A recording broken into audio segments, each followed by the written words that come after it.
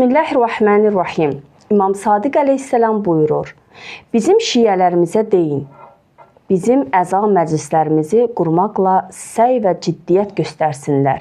Şiyələr bu yolda öz mallarını ehsan etsinlər. Mənbə Biharul Ənvar, cild 44, səhifə 287. Salam, hər vaxtınız xeyir və bərəkət dolu olsun. İslami Dəyərlər verilişinin izləyiciləri.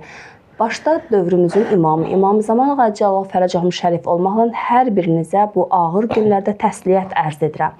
Və əlbəttə ki, artıq verişimiz başlayıbsa, deməli yeni bir mövzumuz var. Mövzumuz çox əminəm ki, sizlərə də maraq doğuracaq bir mövzulardandır. Mövzu Allahın ədaləti barəsində, Kərbəla hadisəsindən bağlı olan qismlərinə biz toxunacağıq.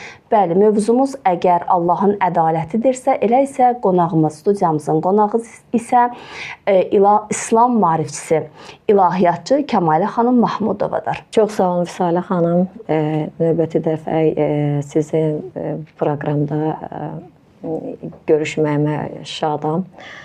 Allah həmdüzəna və Peyğəmbər əhl-i beytinə salam salavatla başlamaq istəyirəm və bu əza günlərində bütün əhl-i beyt aşiqlərinə, bütün əhl-i beyt sevdalarına, başda qaim imamımız olmaqla təsliyyət ərz edirəm.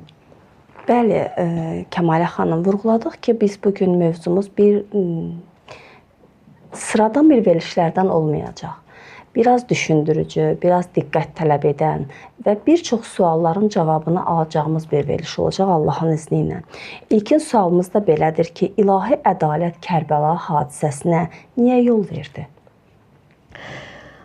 Bura biz deməli bu mövzuya keçidə ilk öncə Yezid Lənətullahın sarayında ki, Kərbəla hadisəsindən sonra, Kərbəla qiyamından sonra Əhl-i Beyt əsirlərini gətirirlər, şəhər-bəşəhər gəzdirib gətirirlər Yezidin sarayına, Şam sarayına. Yezid orada xanım Zeynəbə və İmam Səccəd əleyhissalama deyir ki, görün Allah sizinlə nə elədi?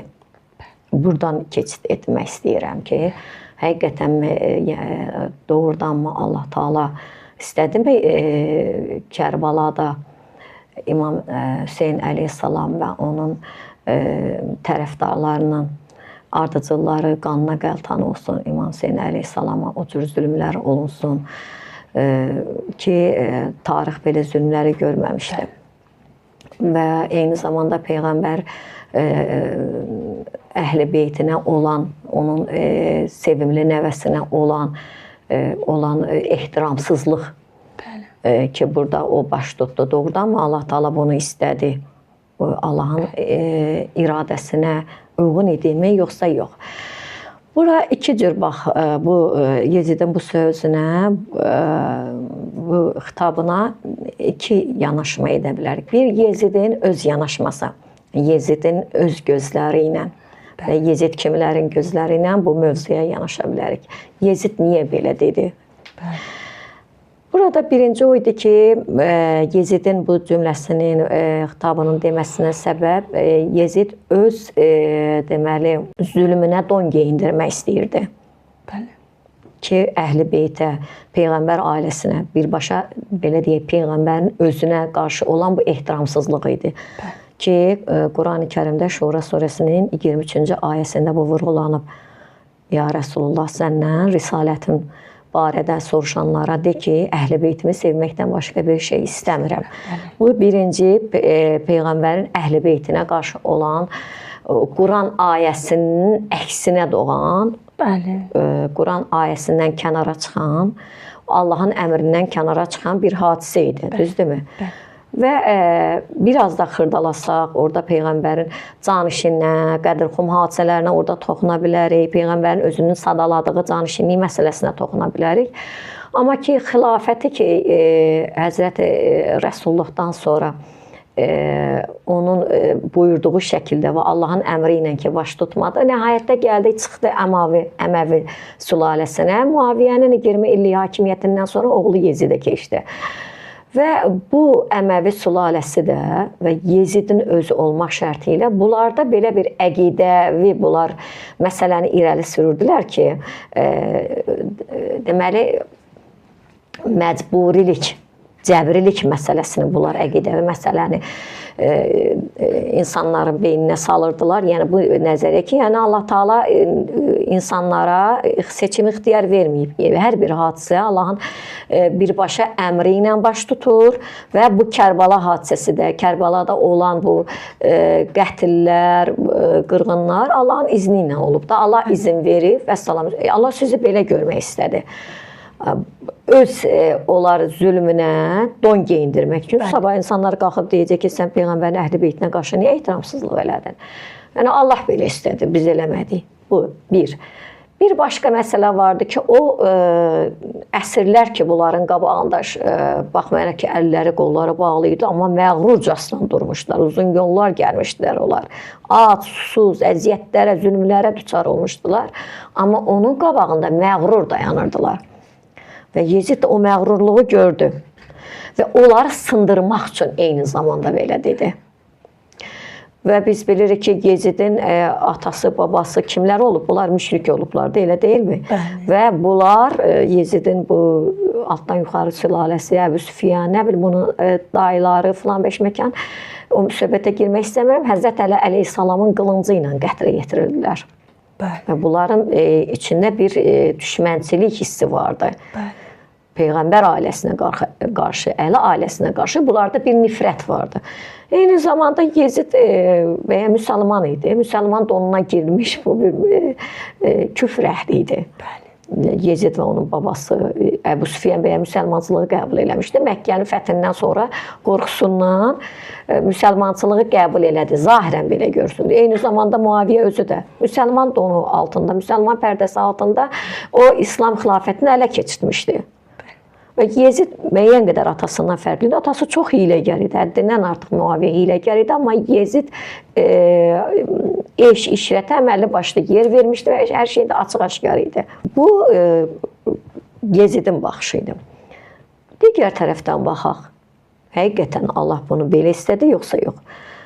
Burada xanım Zeynəbun salamullah əleyhanın cavabından götürüb getmək istəyərəm. Xanım Zeynəb orada nə dedi? Dedi, gözəllikdən başqa bir şey görmədi. Bəli, Kərbalada gözəllikdən başqa bir şey görmürəm. Nə idi o gözəllik? Xanım Zeynəbin gördüyü gözəllik nə idi? Bu istiqamətində götürək gedək. Onu deyim ki, Allah Taala'nın iradəsi, biz bilirik bunu, bütün inanc əhli bunu bilir, hər kəs bilir ki, Allahın izni olmadan və Qurani Kərim də bu barədə məlumat verir ki, bir yarpaq belə düşməz. Allahın izni olmadan bir şey baş tutmaz. Amma eyni zamanda Allah Taala insanlara seçim verib, ixtiyar verib. Və bu Kərbəla hadisəsi seçim, ixtiyar, eyni zamanda Allahın imtahanı, bəlası və eyni zamanda Allahın iradəsi, Allahın iradəsinin altında baş verən bir hadisə idi. Birinci, belə mövzuya yaxınlaşaq. Deməli, İmam Hüseyn əleyhissalam imam idi, düzdürmü? Bəli. Peyğəmbərin Əhl-i Beytindən idi, Allah övlası idi, övliyası idi və sadiq insanlardan idi. Bəli. Allaha sadiq kəslərdən, insanlardan idi. Və Peyğəmbərlərin və Allah övliyaların, imamların imtihanı da digərlərindən fərqli olmalı idi. Qurani Kərim dəfələrlə Peyğəmbərlərə gələn imtihanlardan məlumat verir. İbrahim Peyğəmbərin başına gələn hadisələr, düzdürmü? Əyyub Peyğəmbərdən danışaq, Yusuf Peyğəmbərdən danışaq, Yunus Peyğəmbərdən danışaq. Bütün Peyğəmbərlər imtihan olunublar. Bəli. Eyni zamanda Həzrət Rəsulullah özü, Rəsulullah Allahın salam olsun Peyğəmbər Əhl-i Beytinə, deməli, uşaq yaşından yetim qaldı. Uşaq yaşından Allah Taala o yetimliyi dadızdırdı ona. Atası dünyasını dəyişdi, anası dünyasını danışdı. Babası onu himayəsinə almışdı, babası dünyasını dəyişdi. Sonra əmsi zaman bunlar dünyasını dəyişdi. Peyğəmbər salavatullah hələ uşaq yaşından yetimliyin dadını hiss elədi. Allah Taala yetişdirdi. Və mütəal Allah insanları rəhbər seçərkən onları elə oturduğu rahat yerdə seçmir. Onlar müəyyən imtahanlardan, çətinliklərdən, bəlalardan keçə-keçə gəlir, rəhbərliyə çıxırlar. Və peyğəmbərlərin də, övliyaların da imtahanı daha ağır olur, daha çətin olur. Elə duran yerdə imtahanı belə rəhbər olmur ki, bəs onlar özlərindən sonra bir örnək qoymalıdırlar, ya yox. Və eyni zamanda Peyğəmbər sallavatullahın özünün həyatı, digər peyğəmbərlər kimi ki, Qurani Kərim məlumat verir, eyni zamanda İmam Hüseyin əleyhissalamın Kərbala faciəsi, bugünkü günümüzə bir örnəkdir. O faciədə nələr var? Səbir var. Öz əzizlərini, yaxınlarını itirmək var. Zülmə qarşı dözüm var müəyyən qədər. Aclıq var, susuzluq var, təhqir var. Bir çox orada məsələlər var ki, bunlar hamısı bəlalardan keçir. Və bu günlərdə insanlar başlarına bir çətinliklər gələndə, bir bəlalar gələndə o həmin insanların başına gələn bəlaları yadına salır və onlar da bir səbir tapırlar. Bu bir məsələ. Ki bildi ki, nədir? Rəhbərliyə seçmək üçün bir çətinlikdən keçib gəlməlidir insan.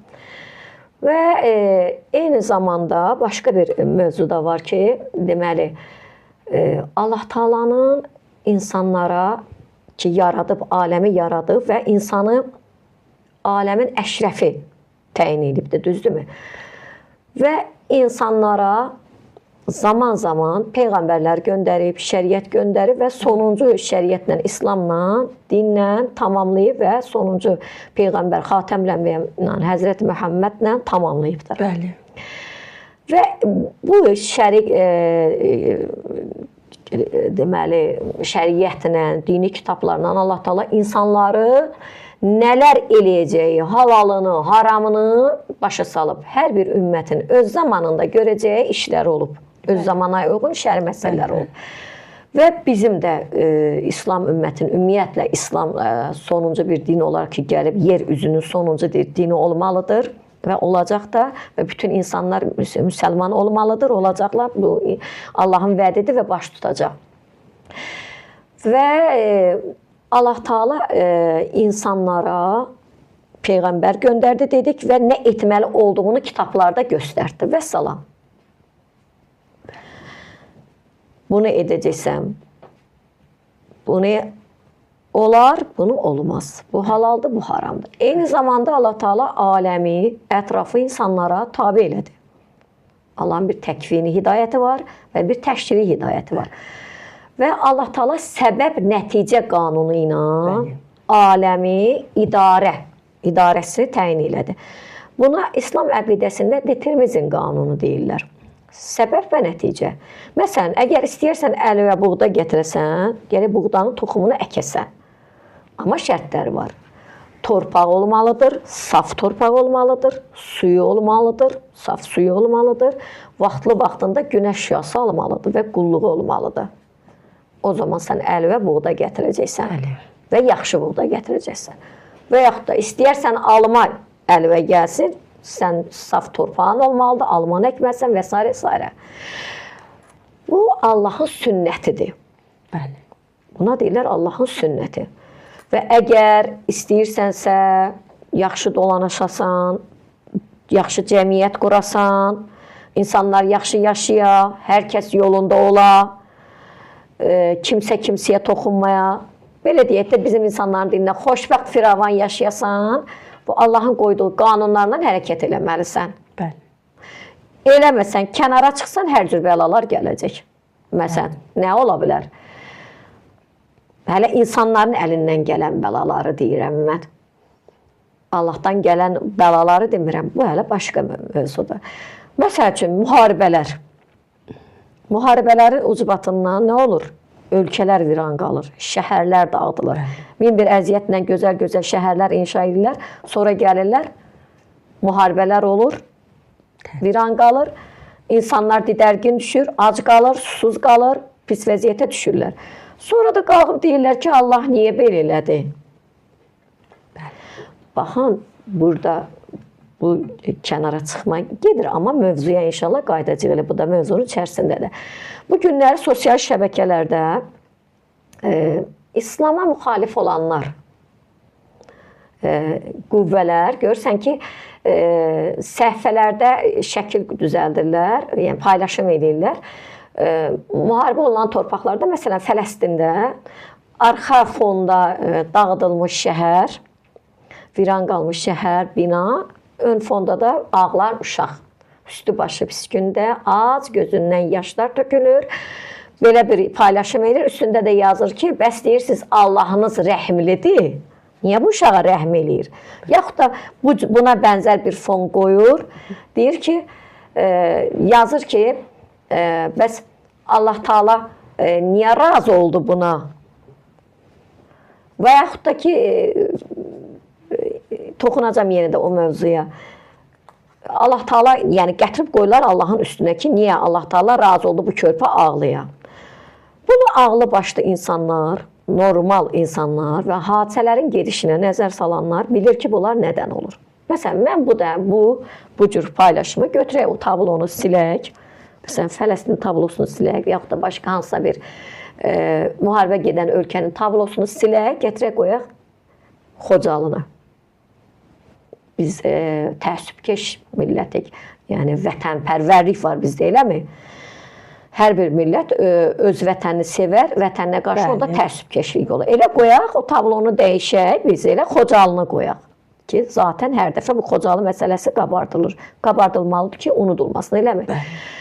Xocalı tablosunu qoyuram, yerdə qırğına məruz qalan qadınlar, uşaqlar, körpələr səpələniblər yerə, ağırdıcı səhnədir, qoyaq. Yaxşı, Vüsalə xanım, Allah niyə razı oldu buna? Həqiqətən mi Allah razı oldu?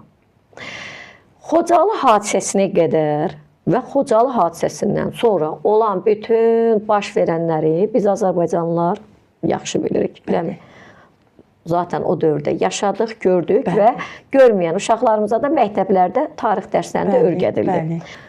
Məkirli düşmən bizim ölkəmizə qarşı öz planını cızdı, öz köməkçiləri ilə görün başımıza nələr gətirdi, eləmi? Bəli. Və burada Allah Taala da biz dedik ki, Allahın sünnəti var, eləmi? Səbəb nəticə. O olacaq, bunu eləyəsən bu olacaq. Və əgər ortada bir məkr varsa, güclü tərəfi, gücsüz tərəfə hücum eləyəcəksə ki, biz Azərbaycanlılar gücsüz tərəf idik, zəif idik və bizə qarşı nə qədər məkirlər, hilələr işlədildi və biz orada məğlub olduq. Cəmaatımız didərgün düşdü. 30 il əzab, əziyyətə düçar olduq. Düzdürmü? 30 ildən sonra Allahın bir inayəti ilə və səbəblərlə ki, mən səbəblərə girmək istəmirəm, mövzumuz dini mövzudur, gəldik, qalib olduq. Bəli. Səbəb oldu da, eləmi? Deməli ki, müharibələr olur, şəhərlər viran qalır. Bizim gözəl Qarabağımız viran qaldı, düzdürmü? Cəmaat dərbədiyar oldu. Səbəb nə oldu? Səbəb oldu ki, qonşumuzun bizə qarşı olan o pis niyyəti. Və buradan götürək gedək. Müharibələr nədən olar? Müharibələr olar başqasının torpağına olan nəfsdən, resurslardan, xam mallardan, saf sulara olan deməli nəfsdən ki, başqasının torpağını əlimə alım, mədənlərini götürüm, sularını alım əlimə, ondan sonra ərazimi genişləndirim, böyüdüm və s. bu kimi. Qarşılıq olaraq anlaşmamaq səbəbindən olur. Digər başqa bir dövlətlərin, başqa xalqların ara qarışdırmağından olur və s. bu kimi. Əgər bu olacaqsa, müharibələr gəlib çıxacaq. Yəni, çox mövzuya girmək istəmirəm. Bu, ayrıca böyük bir mövzudur. Eləmi? Ona görə də ölkələr dağılır. Nəticədə ən birinci uşaqlara əziyyət gəlir, qadınlara əziyyət gəlir, zülmə məruz qalırlar və burada qalxıb bu cür tablonu qoyub, paylaşımı qoyub, Allah rəhimlidir. Bəs deyirsiniz, Allah rəhimlidir sözünü işlətməyin heç yerdir. Allah zaten Rəhman və Rəhimdir. Və biz hər addımda onun rəhmətini, rəhmliliyini hiss edirik. Amma bayaq dediyim kimi Allah Taala dünyanı yaradanda, aləmi yaradanda yaratdı və insanların ixtiyarına verdi. Seçim verdi. İdarə eləmək qabiliyyəti verdi. Və bayaq dediyim kimi, əgər doğru dürüst yolu gedəcəksənsə, gedəcəksinizsə ey insanlar, rahat, xoşbəxt yaşayacaqsınız. Əgər eləməyəsinizsə, şər qüvvələrinin ardıncan gedəcəksiniz. Özünüz də şər olacaqsınız. Azğınlığa, inhirafa gedəcəksiniz. Bu cür başınıza hadisələr gələcək. Və Kərbəla hadisəsində gələk mövzuya çıxaq, Kərbəla hadisəsinə. Və eyni zamanda baxın belə bir tablo da qoyurlar. Deyirlər ki, eyni şəkillərdə qoyurlar ki, Allah Taala bəs deyirsiniz Allahınız Bədr savaşında mələk göndərdi. Bəs indi niyə mələk göndərmir? Belə bir də paylaşım da var. Zaten sanki cəmaət hamısı bilir ki, Allah Taala Bədr savaşı barəsində məlumatı var. Sanki o cür belə paylaşım edirlər. Bədr savaşı barədə İslam tarixindən xəbəri olanlar bilir. Həqiqətən də tarixdə, İslam tarixində o var və Qurani Kərimdə Ali İmran surəsində bu barədə Allah Taala məlumat verir. Mələklər olubdur. Bədr döyüşündəki İslamın ilk savaşı idi. Müsəlmanlara köməyə gəliblər. Amma digər müharibələrdə bu olmadı. Heç Bədr savaşından sonra Ühud döyüşü oldu. Ühud savaşı oldu. Olmadı. Bəs niyə olmadı? Yaxşı, bəs niyə Kərbəlada olmadı? Niyə Qarabağ savaşında olmadı? Digər savaşlarda niyə olmadı? Haqq olan savaşlarda niyə olmadı? Bədr savaşı İslamın ilk savaşı idi. Müsəlmanların hələ güclənməmişdi, hələ imanı tam əmin deyildi. Və burada İslamın qorunma məsələsi var idi. Buna görə də Allah Taala'nın istəyi və iradəsi ilə bu savaşda mələklər müsəlmanlara köməyə gəldi. Müsəlmanlara baxmayaraq sayı az idi, xüsusi güc, qüvvə gəldi, xüsusi inayət gəldi. Bu savaşı qazandırar. Amma Bədrdən sonraki Ühud savaşında bu olmadı. Artıq burada imtahan var idi. Peyğəmbər sallallahu eynən Bədr savaşı kimi burada da proqramı cızdı. Kimlər harda duracaq, nə işlər görəcək. Amma bəlli ki, biz bilirik ki, o oxçuların deməli Peyğəmbər sallallahu əmrindən çıxmaları ki, kənarda qalmışdı. Onlar yalnız Ühud dağını qoruyacaqdılar. Onların ucubatından qalibiyyətə doğru gedən o savaş məğlubiyyətə doğru getdi. Burada yenə də tabi olmamaq, səbirsizlik, nəfs məsələsidir ki, imtahana çəkilmişdi və bunlar da bu imtahandan çıxa bilmədi. Və eyni zamanda da Kərbəla hadisəsi. Kərbəla hadisəsində bəs niyə mələklər iştirak eləmədi? Bəyəm Allah istəsəydi olmazdı. Allah istəmədi. Kərbəla hadisəsində Allah istədi ki, o hadisədə cismi cəhətdən Hüseyn əleyhissalam və onun tərəfdaşları şəhid olsunlar. Bu bir tərəfdən. Və Hüseyn əleyhissalam da bilirdi ora gedəndə ki, onlar cismən məhv olacaqlar. Zaten bilirdi. Şəhid olacaqlarını bilirdilər. Bəli. Şəhidlik zirvəsinə çatacaqlar və qətlə məruz qalacaqlar. Düzdürmü? Bəli. Zaten bilirdilər.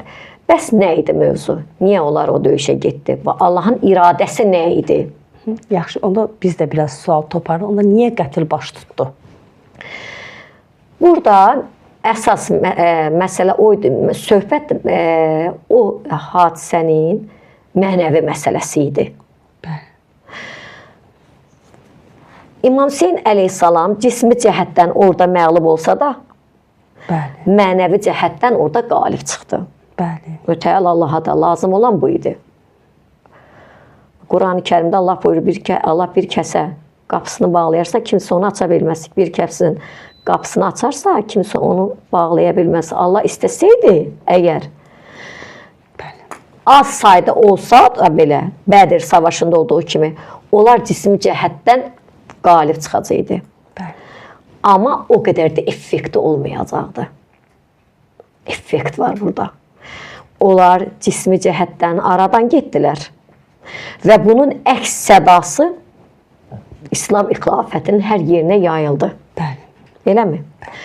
və şəhidlik zirvəsinə çatan İmam Hüseyn əleyhissalam və onun şəhidləri bir məktəb qoydular, getdilər. Bütün dünya xalqlarına azadlıq sevən, məzlumiyyətə boyun əymək istəməyən bütün dünya xalqlarına bir məktəb qoydu. Bir azadlıq simvolu oldu İmam Hüseyn əleyhissalam. Eyni zamanda xanım Zeynəb və onun əsirləri. Onun arxasından gedən əsirlər ki, baxmayaraq ki, onlar əli qolu bağlı getdilər, onlara zülmlər gəldi, amma onlar məğrur durdular. Və bugünkü günümüzə və bundan sonraki nəsillərə də bir örnək oldu. Mütəal Allah bunu istədi. Və onun iradəsindən kənara çıxmayan bu hadisə idi bu. Və xanım Zeynəbin də gördüyü ki, gözəllikdən başqa bir şey görmürəm, elə bu idi. Xanım Zeynəb də onu görürdü. Aşura məktəbi adında İmam Hüseyn əleyhissalam bir məktəb qoydu. O məktəbin dərsləri var. Eləmi? Nəhy əz münkər, əmr bil məruf. İnsanlara qoyulan dərslər idi və bundan başlayır. İnsanları doğru yola dəvət eləmək, zillətə boyun əyməmək ki, hansı ki, bugün İslam düşmənlərinə bu yaramır. Bugün İslam düşmənləri lap gözəl tanıyır. İmam Hüseyn əleyhissalam kimdir? Ona görə də Aşura məktəbinə qarşı mübarizə aparırlar. Ona görə də İmam Hüseyn əleyhissalamın Kərbala inqilabını iki ərəbin müharibəsi kimi, iki ərəbin hakimiyyət davası kimi qələmə verirlər. Və bunlara da təsdiq edənlər kimlərdir? Eş-işrət əhlidir. Hadisədən xəbərdar olmayanlardır. Dar düşüncəli insanlardır. Amma ağıllı insanlar araşdırır, axtarır. Təbii ki, Aşura qiyamı ilə bağlı müxtəlif məktəblərində, əks tərəflərin də sözü var. Onların da yanaşması var. Amma yol axtaranlar, doğru yolu axtaranlar hər bir tərəfi dinləyir və Allahın izni ilə, Allahın iradəsi ilə tapacaqsa doğru yolu tapacaq. Əgər doğrudan haqq yolu tapmaq istəyirsə, əgər Allahdan istəyirsə, Allah göstərəcək səni. Və bu günləri Aşura məktəbini, Aşura İmam Hüseyn əleyhissalamın Aşura qiyamı ilə bağlı çox müxtəlif suallar var. Çox müxtəlif suallar var. Ümumiyyətlə siz verilişin axarı ilə getdikcə, diqqət elədikcə bizə də daha belə deyək də digər suallar da qarşımıza çıxır və biz istərdik ki, o sualları da cavablandırasınız ki, o suallardan biri də budur ki, Aşura qiyamı bəla idimi? Baxın, elə bu sual əvvəlki suala bağlı olan bir sualdır. Həqiqətən də Aşura qiyamı bəla idimi?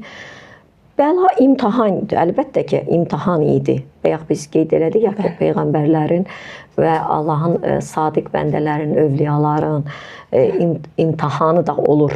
Hər bir kəsin imtahanı. Allah Taala bu barədə Ənkabut surəsinin 2-ci ayəsində də buyurub, digər məsələn Bəqərə surəsində də buyurur. Allah Taala insanları bəla ilə, ağrı ilə, acı ilə imtahan eləyər. Və bu imtahanlardan insanlar çıxar ki, doğru yola doğru getsin. Və insanlar bunu zaten Allah bilir. İnsan onun bəndəsi imtahandan çıxacaq, çıxmayacaq. Bu imtahan ona həyatı yaşamaq üçün lazım idi. İnsan çətinliklərdən keçə-keçə daha doğru, daha düzgün təyinat verir özü üçün, öz həyatı üçün. Və eyni zamanda bu imtahanlar insana lazımdır ki, məhşər günündə insanlar öz əməllərinə görə mükafat ya cəza alanda o imtahanları onların qabağına gətirirlər. Baxın, burada bir dənə haşiyə çıxacağım. Allah Taala insanlara ki, o bəzi cəryanlar olubdur. Yəni elə o Əməvilərin dövründəki biz dedik ki, Yezid məcburiliyi gətirir. Amma Allah Taala insana seçim ixtiyar da verib. Əgər məcbur olsa insan, sabahları mömin insanlara mükafat veriləndə qeyri-möminlər, günahkar tərəf deyəcək ki, ya Allah, bəs sən deyirsən ədalətliyəm. Hanı və sənin ədalətin? Sən onu o dünyada yaradanda mömin yaratdın. yolunu doğru düzgün getdi. İndi buna mükafat verirsən. Məni də o dünyada yaradanda günahkar yaratdın.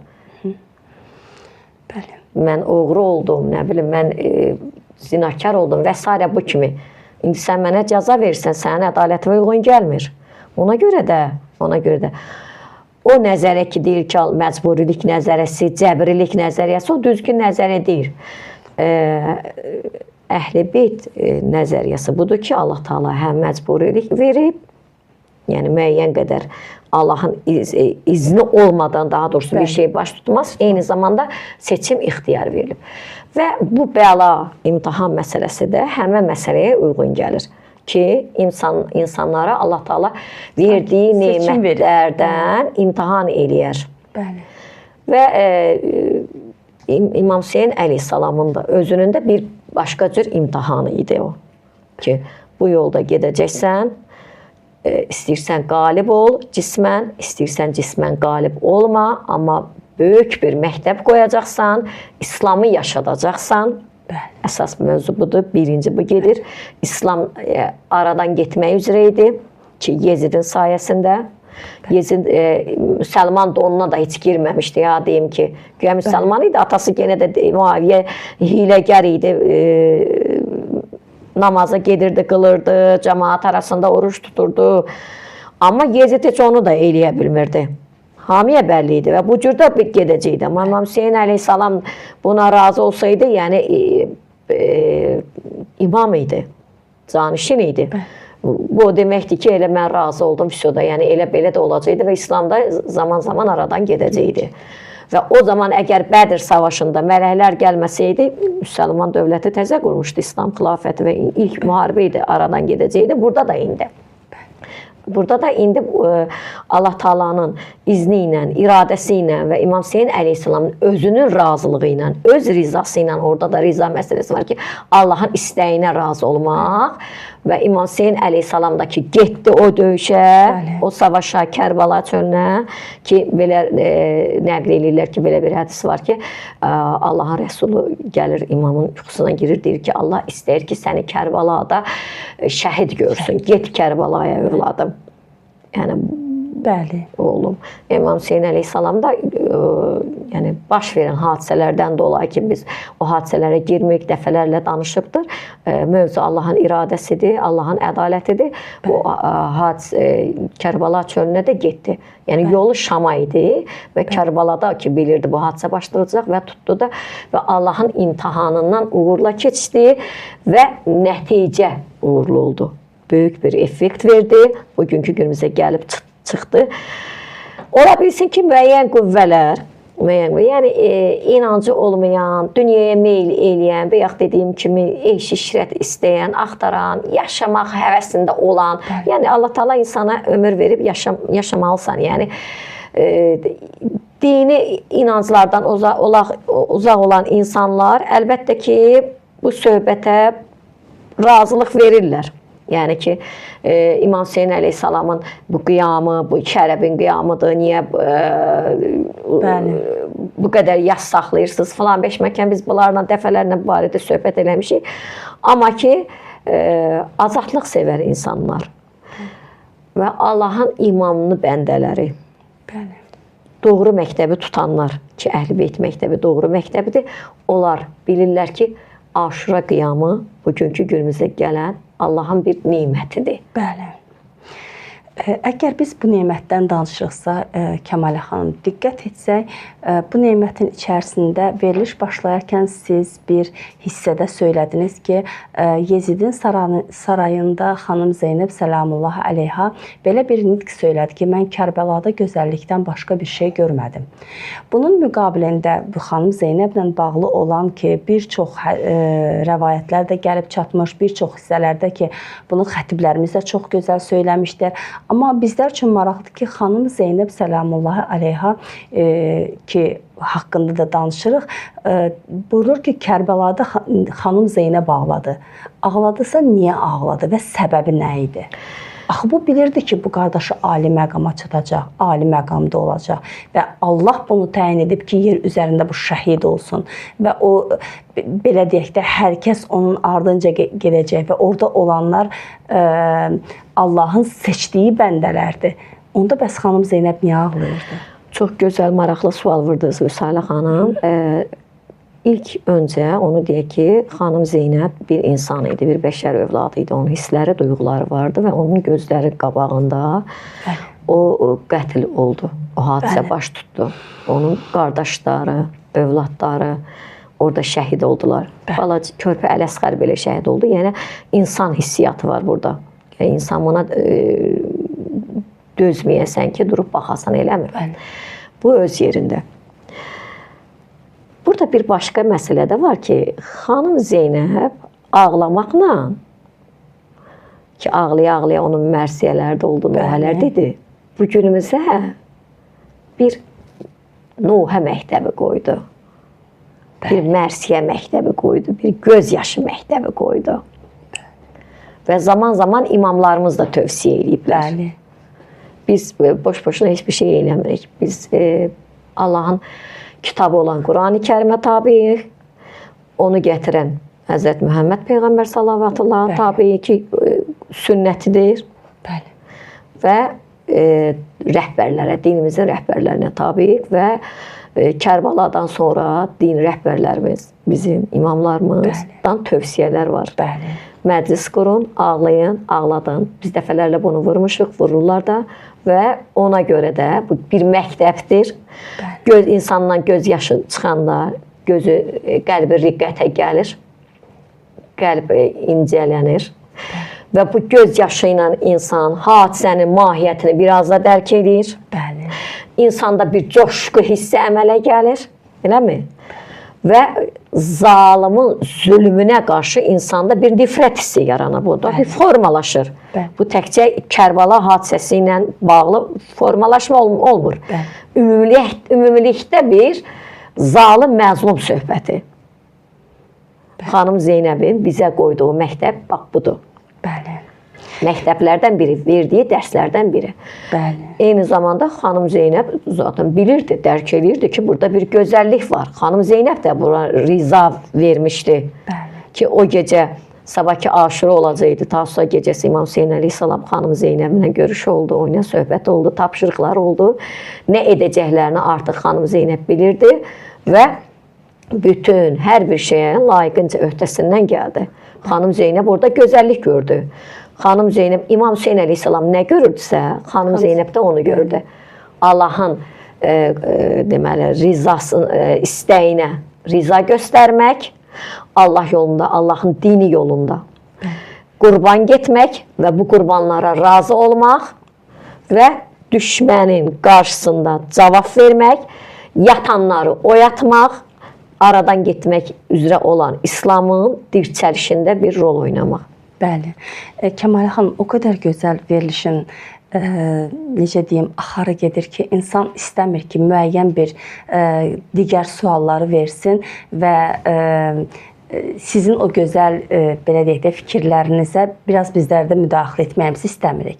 Amma verilişimiz biz ki, bilirik ki, zaman çərçivəsinə uyğun olaraq qısadır vaxtımız və biz bu qısa vaxtda istəyirik ki, izləyicilərimizə daha geniş məlumatlar verək və İslam maarifçisi olduğunuza görə sizlərdən daha çox istifadə etmək istəyirik. Amma ki, verilişimizin son dəqiqələridir deyən, biz belə bir sual vermək istərdik. Əslində, sualın cavabı göz qabağındadır, ancaq bu sualın müqabilində belə İslam maarifçisinin fikirləri bizlərə daha çox önəmlidir. Ki, bəzən bizlərə irad da tuturlar ki, siz imamınıza bu qədər yas saxlayırsınız, imamınızın məqamını bu qədər qaldırırsınız ki, o bir şəhid idi. Bəs nəyə görə öz ölkəmizdə olan şəhidləri bu qədər, belə deyək də, tanıtdırmırsınız, bu qədər qabardaraq göstərmirsiniz. İlkin olaraq elə bu sualın cavabını sizdən almaq istəyərkən izləyicilərimizə də onu çatdıraq ki, biz də bir izləyici kimi və biz də bir bu verilişin aparıcısı kimi onu deyə bilərik ki, ümumilikdə götürsək, sizlərin görmədiyiniz hissələr var ki, onları sizlər görmürsünüz. Amma bizlər İmam Hüseyn əleyhissalamın sevgisindən Ərbəyin yürüşündə hər bir zəvvarın, hər bir İmam Hüseyn zəvvarının daşıdığı bir şəhidimiz var.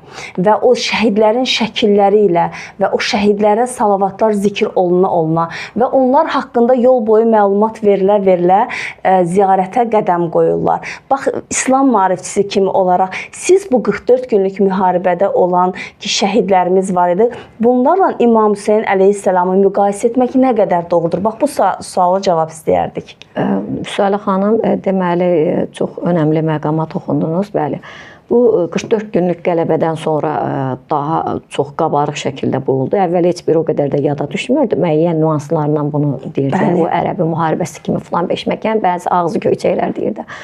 Amma bu son dövrlərdə bu şişdi, bu məsələni şişirdildi ki, bizim öz şəhidlərimiz var, öz şəhidlərimizə niyə ağlamırsınız, gedib ərəbə ağlayırsınız filan beşməkan. Birinci, biz öz şəhidlərimizə ağlayırıq. Bizim Qarabağ şəhidləri, istəyir Qarabağ şəhidləri olsun ya 20 yanvar şəhidləri olar, sizdi, bizdi deyil. Bütün Azərbaycanın şəhidləridir və biz də Azərbaycanlıyıq, bu ölkənin vətəndaşıyıq, ölkənin övladıyıq və hər bir möminin də töhfəsi var. Bəli. Möminlərin inanclı təbəqənin də bu deməli qələbəyə töhfəsi var və bütün şəhid olan balalar bütövlükdə xalqın övladlarıdır. Həmişə harda uyğundursa orada da ağlanılır. Lazım olanda şəhidlər xiyabanına da gedilir. Bəlkə heç digərləri bir o qədər yada salmır. Amma inanclı kəslərində şəhidlər xiyabanında olurlar, dəfələrlə olurlar və oranı yad edirlər. Amma bu məsələni şəhidlərlə, Azərbaycan şəhidləri ilə Kərbala şəhidlərinin məqamını müqayisə eləmək, bu sualı qoymaq əslində bu düzgün deyil ki, bu müqayisəni eləyir, bəzi kütlələr eləyir. İmam Hüseyn əleyhissalam şəhadəti dini bir şəhadət idi, ilahi bir şəhadətlik idi. Ümmətin, İmam Hüseyn əleyhissalam ümmətin qəhrəmanı idi.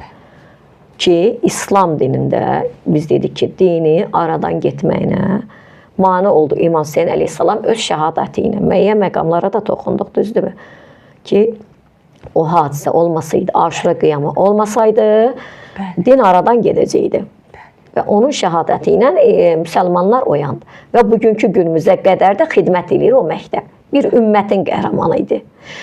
Və eyni zamanda digər ümmətlər, İslamda olmayanlar, amma İmam Hüseyn əleyhissalamı tanıyanlar, bilənlər də artıq onun qəhrəmanlığını qəbul edir və onu özünə bir örnək, öz xalqına bir örnək bilir. Bəli. Bu barədə də tarixdə var, misallar var. Amma bizim Azərbaycan şəhidləri bizə xas olan şəhidlərdir. Millətə xas olan şəhidlərdir. Biz Azərbaycanlılar öz şəhidlərimizin yasını tuturuq və o ağrını biz daha yaxşı hiss edirik. Başqa millətlər bizim ağrımızı hiss eləməz. Bəli. Onlar sadəcə bizə hörmət eləyər. Hörmət eləyər, qonaq gələr, gedər şəhidlər xiyabanına apararlar, gedər, baş çəkər. Eyni zamanda biz Azərbaycanlılar başqa xalqların haqq olan qəhrəmanlarına, haqq yolda olan, haqq uğrunda döyüşən qəhrəmanlarına hörmət eləyərik. Amma o xalqın ağrısını başa düşmərik. Onlar qədər başa düşmərik. Baxmayaraq ki, özümüzün də ağrımız var, öz ağrımız sarıdan başa düşərik. Amma onlar öz qəhrəmanlarını yadlarında saxlayar, tarixlərini yazar. Bizdə öz qəhrəmanlarımız bizim tariximizi yazdı. Bizimkilər də, bizim tarixçilərimiz də yazar, övladlarımızı öyrədər. Bu millətin bizim 44 günlük və ondan öncəki ümumilikdə Qarabağ söhbəti başlayandan olan qəhrəmanlarımız bizim millətə xas olan qəhrəmandır. Ümmət anlayışı isə millət anlayışından üstündür. Millət anlayışı ümmətə tabidir.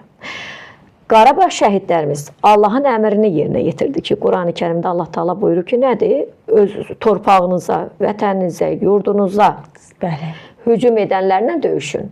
Neynədilər? Hücum elədilər. Bəli. Yerimizi, yurdumuzu əlimizdən aldılar. Bəli. ana bacılarımıza zülm elədilər, cavanlarımıza zülm elədilər. Dərbədiyar oldu cəmaatımız. 30 illik əziyyətə düşər oldu cəmaatımız. Neynəməliyik? Durub baxmalıydıq. Allah izin verdi. Səbəb-nəticə qanununa bayaq toxunduq. Səbəblər yarandı. Nəticədə biz də torpaqlarımızı əldə aldıq. Bəli. Və bu bizə xas olandı. Bu qəhrəmanlıq bizim qəhrəmanlardır. Və bu qəhrəmanlarda bir millət olaraq yad edirik. Onlara borcluyuq. Ümumilikdə bütün şəhidlərə hər kəs borcludur. İstəyir dini şəhidlər olsun, istəyir milli şəhidlər olsun. Hədis var ki, alimin mürəkkəbi şəhidin qanından üstündür.